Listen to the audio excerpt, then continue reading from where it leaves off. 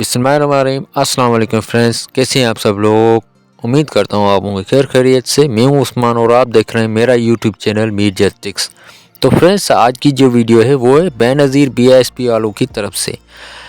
जी हाँ friends, Benazir BISP वालों की किस्त के बारे में आपको बताने जा रहा हूँ। ये जो किस्त है ये 25 तारीख को स्टार्ट होने का इम्कान है।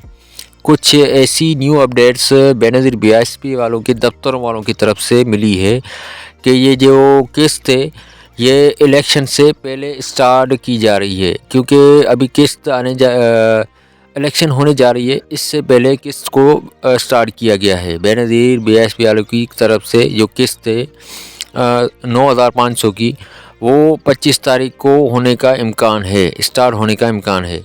तो इलेक्शन की वजह से मतलब ये पहले स्टार्ट की गई है। तो फ्रेंड्स, जिनके मतलब बच्चे पढ़ रहे हैं स्कूलों में, तो जिन्होंने बेफॉर्म अपना जमा करवाया तो उनको भी इसमें ऐड किया गया है।